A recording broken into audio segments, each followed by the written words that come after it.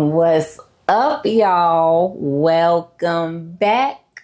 Welcome back. Today, I'm here with some book reviews. Let's get it. Favorite reader, that's who you are. Traveling near, traveling far. Through every chapter, you're the star. Favorite reader, that's who you are. Okay, so I have 4 books here. Let's just jump into it, no particular order. The first one that we're starting with is Countering the Conspiracy to Destroy Black Boys by Jawanza Kunjufu.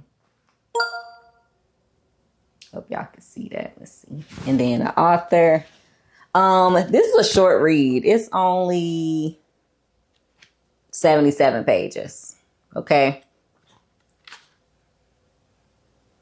Yeah, it's only 77 pages, but it's impactful in a lot of ways. So what this book is about, obviously, countering the conspiracy to destroy Black boys, but it starts out pretty much stating the claim that there is a conspiracy to destroy Black boys, and it breaks the book up into a few different parts. But what I like about this book is that it's not just like doom and gloom. There's actually a little bit of hope because this author provides tangible examples and tangible solutions to the conspiracy that he's describing. So he clearly states there's a crisis, there's an attack on these Black boys, but it's something everybody can do. We all can do something to help counter that. This book was written in the 80s, and there are times, like I made a lot of notes in here. There are times where I questioned if what was being stated was still relevant today. Like, did that still hold true today? Was there still merit today? Is this still a problem today? And a lot of the times the answer was, yeah, pretty much. Sometimes I'm still kind of unsure if that still holds true in today's society, but still, nonetheless, it was thought provoking. So I want to go over the 7 main points that I hope y'all can see. I'm gonna go over the 7 main points that I got from this book. Number 1, the 4th grade is the most pivotal time in African American male development. Number 2, solving the problems of Black boys may eliminate the problems of future men. Number 3, there is a solution to help Black boys thrive, and it involves an overhaul and redesign of the education, community, and rearing. Number 4, all members of the community matter and play their role, but Black boys need Black men. Number 5, Black boys are being conditioned from a young age to exhibit certain traits and behaviors. Number 6, when the home and schools fail, children need a community safety net, which includes direction, higher expectations, opportunities, and advancement. And number 7, Black men must develop programs like the Rites of Passage, which offers adult male role models, skill development, Black culture, and a male socialization process that will lead into real manhood. This book made me think a lot about things that I already kind of felt, and also things that I didn't really consider, like the true roots of why things are the way that they are. This book did have a part where he introduces like his own curriculum that he developed to help Black boys to counter this conspiracy. And I found myself, who I create my kids' curriculum or piece together. I wouldn't say create. I piece together different things to have, just like he mentioned, a whole body approach to education, to growing and development. And I found myself going through his curriculum here. What's the name of his curriculum? The Set Clay curriculum, SETCLAE curriculum. And it is a whole brain, whole body approach. And I found myself comparing the things that I do and implement to try to help my kids thrive with the things that he went over. So it's African-American history, and then it's got actual things that you can do. An example being developing a family tree, things that you can use, things that you can read, actual titles. Then it has economics, developing a family budget, things like that. And there's like it's a legit, it has actual things.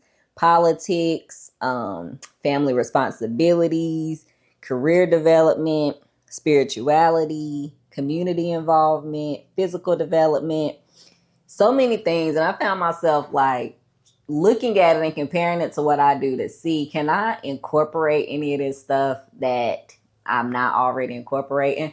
And I was glad to see that there was some overlap. I was like, okay, yeah, we do that.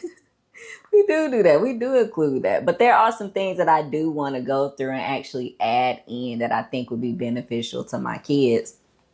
This made me think about, obviously, my own children and just how they so innocent. Like, and he even mentioned how there's a shift, which I feel like everybody can recognize and acknowledge, but there's a shift from when a young boy, a child, is seen as innocent, and then it's like a flip where then people are like, oh wait, now he's aggressive, now he's this, he's not this cute, innocent little child anymore, even though we're still talking about children.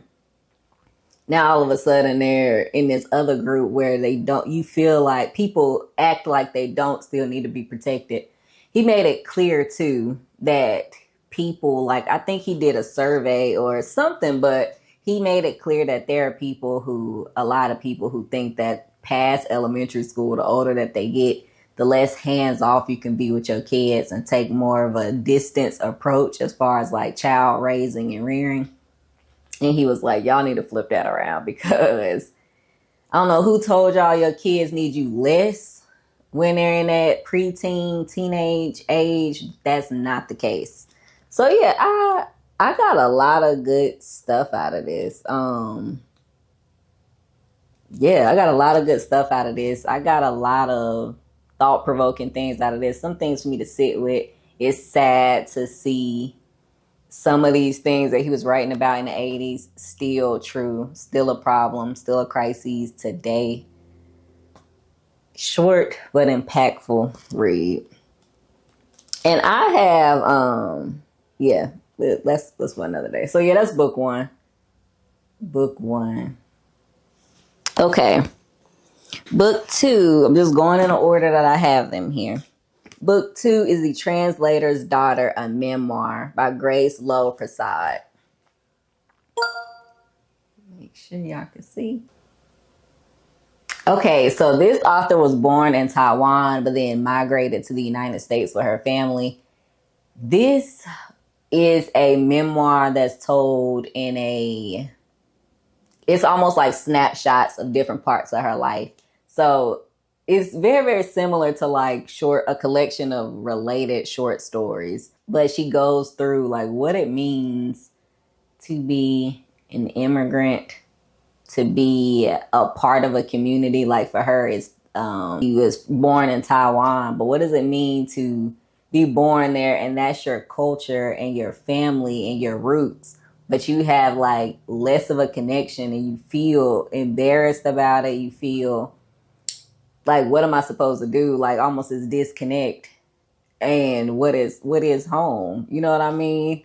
She talked about when her parents still lived in Taiwan and she was at the United States at one point, and talked about how it was never a good time to go visit. And I feel like anybody that lives away from like where their family is can relate to that piece. Like you can always find an excuse or a reason to not go. And it might be valid on paper. There's never just this great opportune time to go, but you just got to do it because people aging, times are ticking.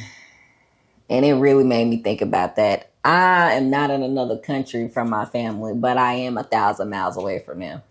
And it seemed like every time we try to plan a trip to go there, it's always something. It's never like, it's always something, but you just got to push through. This talks about marriage, failed relationships. It talks about mother-child relationships, father-child relationships. You got to see the view of the author's marriage, but also of her parents who have been married decades. Got to see what that was like, dealing with grief and pain and failing health and really thinking about what your wedding vows mean when they say in sickness and in health to death do us part. This was a this book wasn't, I don't think it was inherently like emotional because of how the author wrote it. I just think a lot of people can relate to it. Like her mom is suffering from dementia, and I just thought about my own life as a child watching my, granddad go through that, where he was just in his mind, he was trying to get home and it ended very tragically. So I think it's not really the way that she wrote it that made it like, wow, this is emotional. It's just a lot of people can relate to a lot of things that's in here.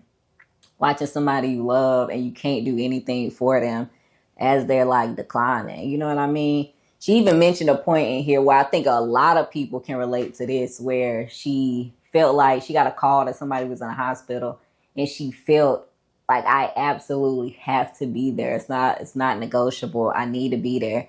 And then you get there and you almost just become like a part of the scenery. You have no, you can't do anything. You just there and you feel like, wow, I almost feel useless here. I feel like I had to get here, but to do what? They don't even know I'm here. Like, you know what I mean? So I feel like a lot of people can feel that way, where you feel almost helpless in that state. You can't help the person that you're there with. You can't do anything to help the process. You can't even help the other people that you're there with. You think on the surface, I think deeper down, there is value, obviously, to you being there, but you don't feel that in the moment. You just feel helpless and scared and unsure. And she captured that really well, I think.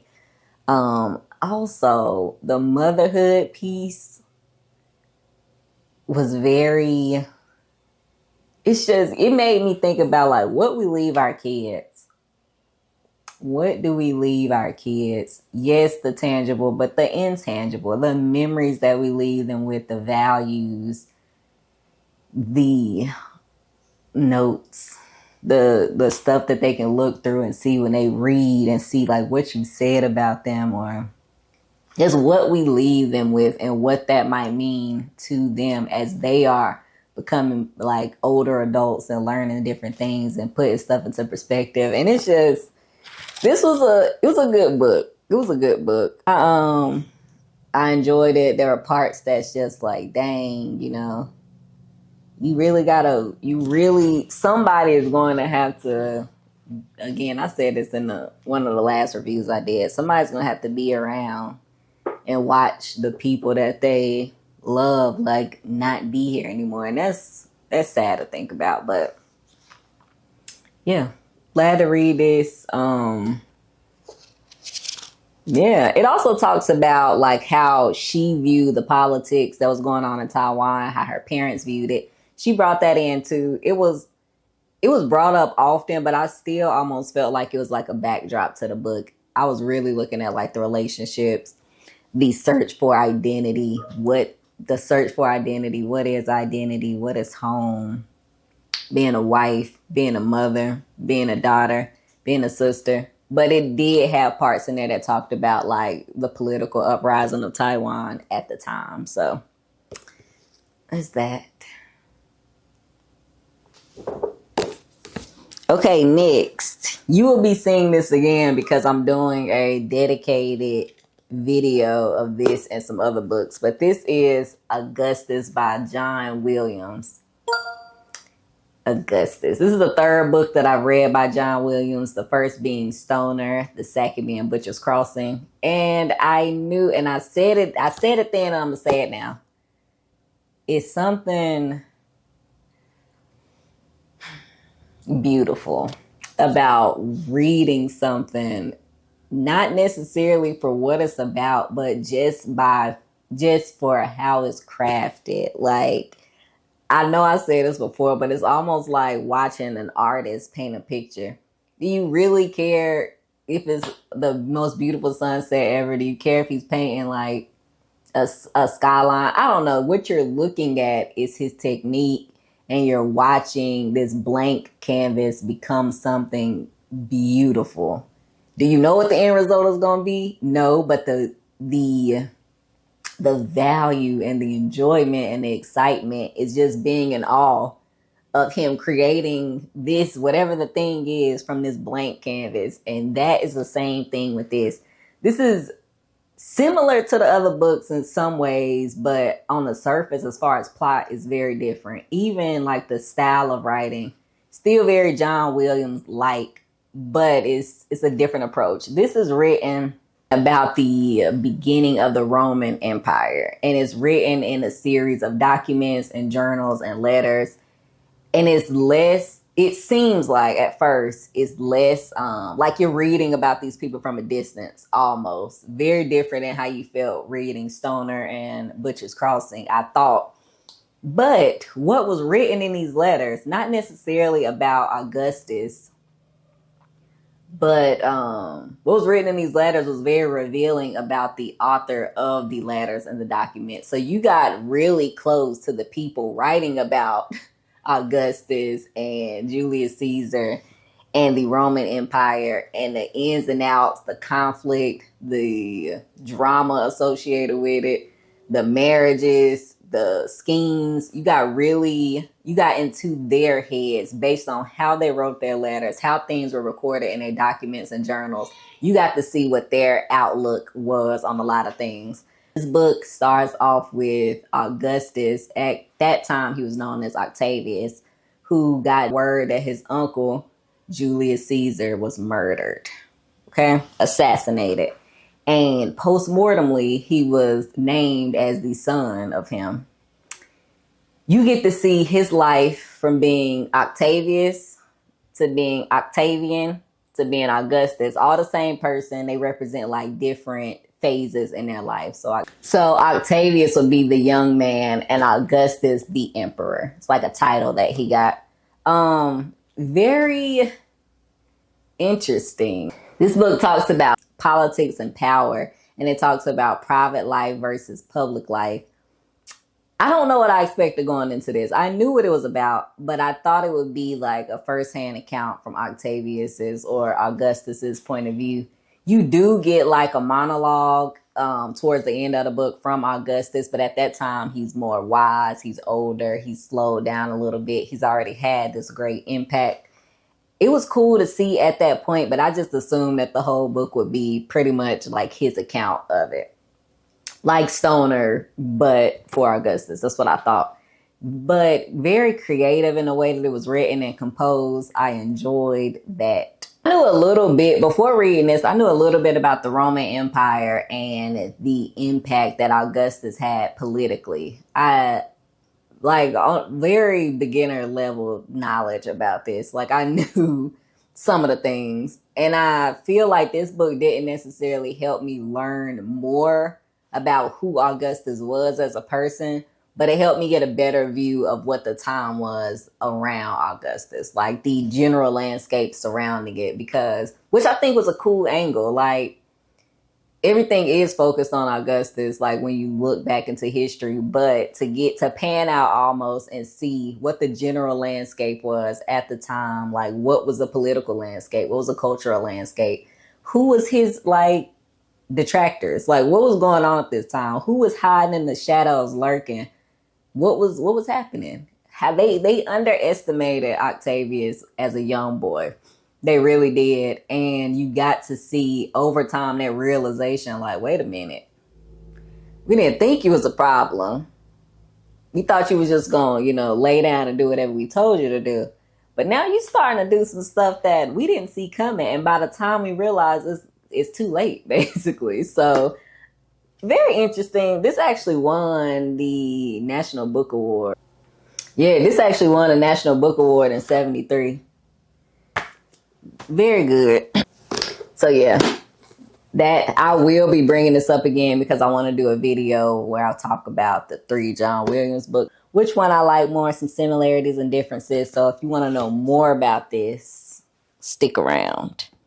Okay, so for today we just got one more book. All right. The last book I'm going to talk about today is The Black Church. This is our story. This is our song by Henry Louis Gates Jr.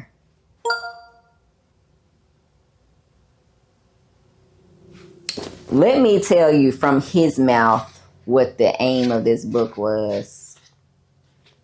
From his own words. This book is my attempt to share the reflections of believers, non-believers, musical artists, pastoral leaders in the church, and scholars of the church who so graciously allowed me to interview them over the past 2 years.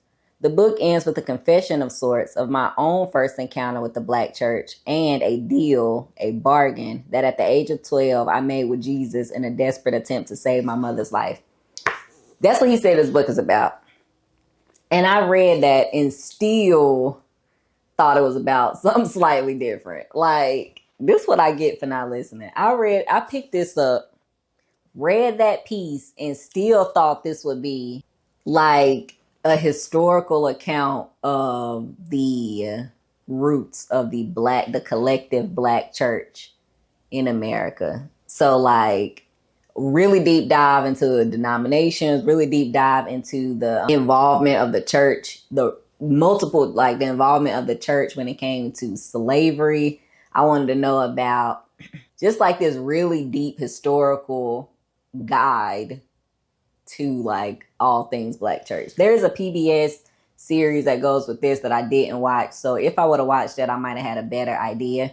Now, don't get me wrong. He did talk about some of the denominations and how they kind of split based on what, but it was a very surface level view. And even some of the distinctions made, I don't know if I totally agree that that's what makes this denomination that's what makes that, but who am I? I'm just a person. But, and I thought that he would go deeper into, again, the involvement of different churches and sects and segments in American slavery. He did talk about it, but it was like a mention, and then we kind of got like almost an abstract. And I thought we was going knee deep. I thought we was going in there.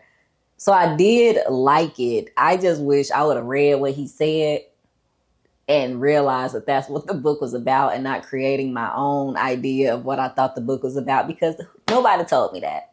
I did that on my own, and that's my fault. So this is not deep. It's researched. I just thought like he'd be bringing up people I never heard of, and he did. But at the same time, it was just kind of like, I don't know. I think I just wanted, maybe I'm looking for a textbook. I don't know what I'm looking for, but this was good. It was an overview. I think I just went in expecting something different. Nobody told me to expect what I expected, and I did. And that's the problem. Anyways, I enjoyed this. It talked about a lot of people in church that you already knew, a lot of civil rights leaders, a lot of Black church founders. This book really highlights the fact that those that decided to join a Black church in America, the African Americans that decided to join the Black church in America, took whatever that they received and they made it their own. And it's another quote in here too that I like. Hold on. I'm gonna keep reading it. I don't know whether the faith produced them or if they produced the faith, but they belong to each other. Basically saying like we took this religion, we took this faith, we took this culture, the church culture, we took whatever, and we shaped it to be what we wanted it to be. Did he say wanted it to be? We shaped it to fit where we were. We included our own things in it. We brought ourselves to this part of Christianity. And basically, like, we brought ourselves and our identity and our traditions and us, and we made this, whatever this is, because he was talking about it in different places, but we made this faith that we have. Is not just what somebody said, here's yours. We brought our own traditions to it. We brought our own this. We brought our own standards, this, and that. And we brought Black Jesus to it. And so, interesting. Definitely has some political pieces in here. I don't know I know what I was looking for, but I don't know why I was looking for that. This was interesting to read. I did learn some things. I learned about the Roman Catholics' involvement in slavery. I learned a lot about just slavery in different parts of America that I didn't even think about, like, and how the enslaved people built certain things that, like, you know it, but he did spell out like some things I didn't know.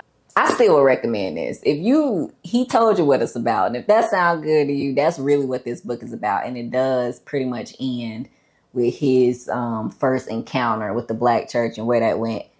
So yeah, brings up music, gospel music, its origins, its roots, its criticisms. Talks about some of the artists at the time. So it was good. I just need to have proper expectations going in. So that's it, y'all. These 4 books today. Let me see if I can get them. Yeah, I'll be talking more on Augustus, like I mentioned. And then, yeah, let me know if you want to read any of these, if you've read any of these, if any of them interest you. I'd love to know. I'm going to see y'all on the next one.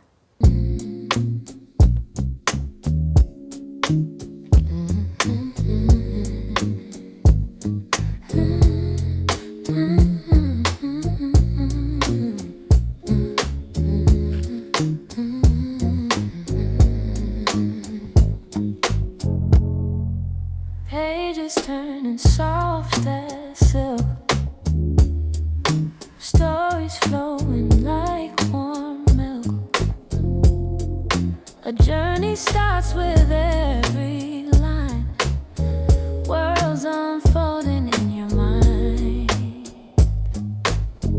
Bookmarks falling where dreams collide. Every cover's got a tale inside. Favorite reader.